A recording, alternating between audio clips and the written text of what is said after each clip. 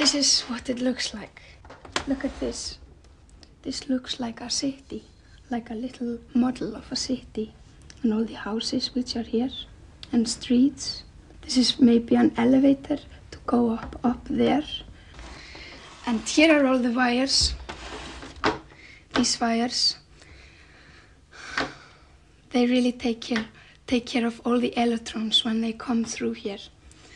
They take care of that. They are powerful enough to get all the way through here. I read that in a Danish book this morning.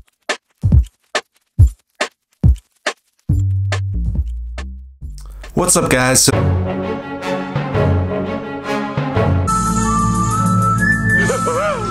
Please, don't hurt me. Don't be afraid. Yeah! There was really no reason for that intro video. It popped up on my recommended videos, and I've just always liked Björk. I'm going hunting. I'm a hunter. So I thought I would add it. That's the fun thing about YouTube. You can just make videos be whatever you want. Now I have a video featuring Björk. Who would have thought that would have ever happened? So now to get to the point of the video. So as I'm sure you can tell, I'm feeling a little bit more energetic. A lot of the side effects from Zoloft are kind of wearing off. This is actually my third time on an antidepressant. The first time was actually in high school. I took a Nafranil for obsessive compulsive disorder.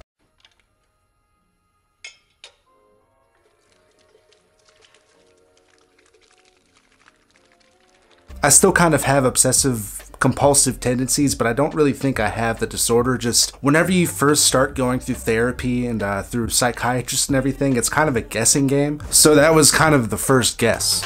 So I already kind of knew what to expect whenever starting on an SSRI, well, on an antidepressant. A Nafranil is a tricyclic antidepressant, unlike the more modern SSRIs.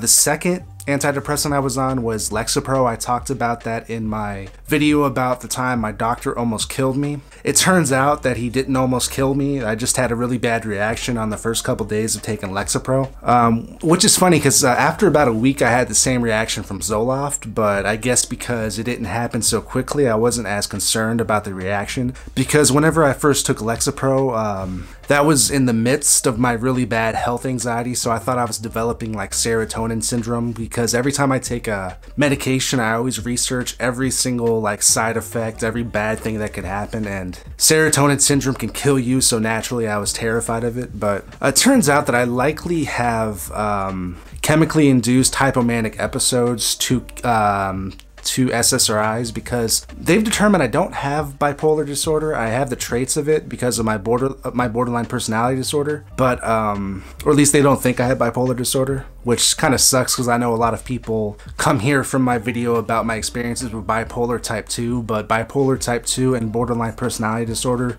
can look very similar. So I kind of forgot how I got to that point. But yeah, I have chemically induced hypomanic episodes, it appears.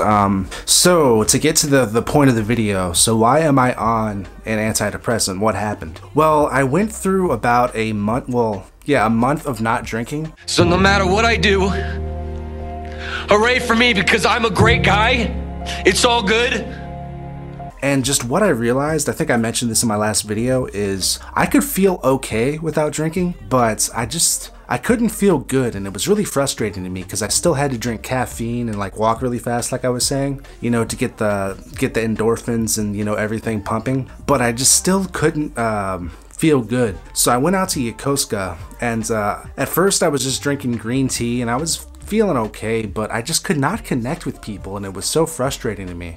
So I ended up having a couple drinks, which opened me up instantly, and I, you know, started having fun and, you know, being a lot more social.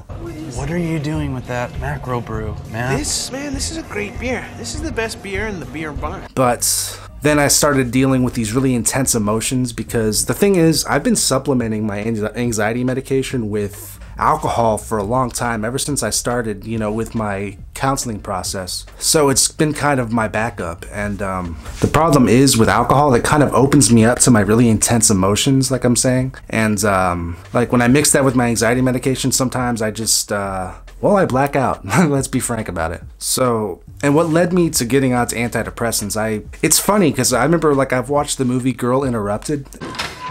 Who are you? Her name's Susanna Lisa. She smokes 4 cigarettes. Why is all your shit on her bed? Huh? Why? Where's Jamie? And, it's funny, you could tell with that, even though that's a horrible example of borderline personality disorder, it feels like with those situations, sometimes people just sort of come out of a haze and they get this diagnosis and the doctor tells them, hey, you attempted... Oh, I probably can't say that in the video. So if you hear a random beep, that's why. Because that's what's funny about mental illness sometimes. It's like you feel like you're fine, then after a month you're like, oh, I've been miserable and depressed for this last month and I don't know how that happened. So basically what happened, because one of the good and bad things about Japan is you don't have to drive, so if you drink, you're good, but public transportation is also very easy to access if you drink, so I kind of ended up going to downtown Tokyo in kind of a daze at around 5 in the morning because I didn't want to miss my my psychiatrist appointment, so I ended up getting there like 3 hours early, and I sat there. I remember like in the cab, I was just fuming angry. When I got to the hospital, I was just so angry. Then I sat down in the hospital and I just started crying heavily, and and it's really hard to explain really the chaos that was going on in my mind because it seems like I'm calm most of the time, but there's always stuff going on in my mind. My mind is always racing. But basically I went into my psychiatrist's office and I just it's funny because we barely talk. Our appointments are always like 5 minutes long. I usually open up everything to my counselor, but I ended up missing my counseling appointment the night before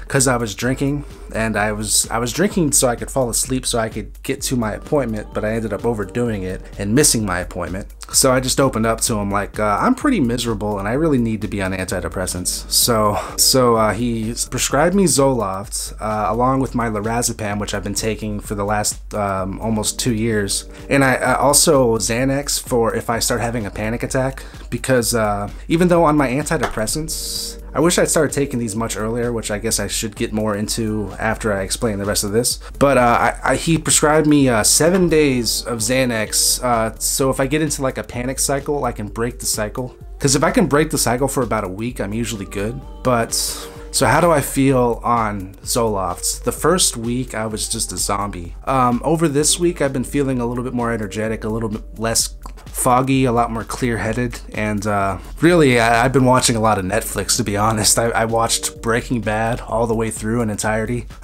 So it's a lot of people, they hate whenever they start an antidepressant because it makes you feel like you're not yourself. But honestly, having a break from myself has been kind of a blessing. I really needed a break from myself. So, and it's funny, there's been a couple times where I was almost having a panic attack, but I just didn't care because I felt so mellowed out by the Zoloft. Sorry, this video has been kind of disorganized. I'm just trying to get something out, you know. Hopefully this, like I always say, hopefully this video is of value to somebody, you know, anybody.